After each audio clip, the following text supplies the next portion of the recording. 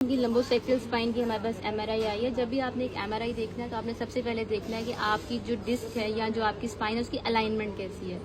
Alignment को आपने focus करना है। अगर इस पेशेंट की अलाइनमेंट देखी जाए तो यहाँ पे स्पाइन स्ट्रेटनिंग हमें मिल रही है। नॉर्मली हमारे पास स्पाइन ये देखें ऐसी होती है, यूं कर्व आती है, यहाँ पे हमें कर्व मिलती है क्योंकि लंबर में इशू है। लंबर की वजह से थोरेसिक की भी स्ट्रेटनिंग हुई हुई है।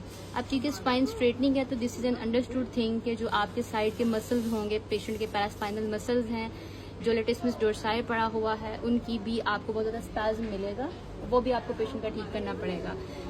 अच्छा, उसके बाद इस पेशेंट को जब आप असेस करेंगे खड़ा करके तो ये भी पॉसिबिलिटी है कि आपको पेशेंट की स्पाइन में थोड़ी सी डेविएशन भी मिले पेन की वजह से।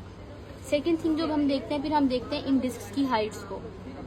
ठीक है, अब देखा जाए तो डिजनरेटिव चेंजेस मुझे लग रहा है कि इस पेशेंट में आए हुए हैं क्योंकि इसकी डिस्क की हाइट्स अगर आप देखें तो ये बिल्कुल थोड़ा लग रहा है जैसे थोड़े से मार्जिन से लूज हुआ है, लेकिन ये नेचुरल प्रोसेस होता है, ये कोई डिजीज नहीं होती। ठीक है, लेकिन अगर आप नीचे आ जाएं L4 L5 के लेवल पे आ जाएं, L3 L4 L5 के लेवल पे आ जाएं तो आप ये देखें, एक तो यहाँ पे आपको डिस्क स्क्वीज हुई भी नजर आ रही है, प्लस आपको थोड़ी सी लग रहा है जैसे यहाँ पे डिस्क प्रेशर दे रही है, बल्ज बना रही है। ये होता है बल्ज होता है। ठीक है, उसके बाद देखें ये थोड़ा सा ज्यादा है, इसका मतलब है कि ये हर्निएशन में जा चुका है। और ये पॉसिबिलिटी है कि अगर आप पेशेंट की क्लिनिकल असेसमेंट करें तो पेशेंट नमनेस के सिम्टम्स दे आपको, उसका SLR आपको पॉजिटिव मिलेगा, पेशेंट कहेगा जी मेरी टांग में नमनेस आ रही है। उसके बाद जब हम ये डिस्क देखें, इसमें डिजनरेटिव चेंजेस भी काफी ज्यादा आए हुए हैं, बल्ज भी आ रहा है और डिस्क की हाइट में काफी डिफरेंस आया हुआ है। ठीक है, अब ये तीन चीजें हैं जहाँ पे पेशेंट का इशू आ रहा है। और जब यहाँ पे इशू आता है तो पेशेंट क्या कहता है, जी मेरी दर्द कमर से निकल के टांग में जा रही है, पैर में जा रही है, मेरा पैर सुन्न होता है,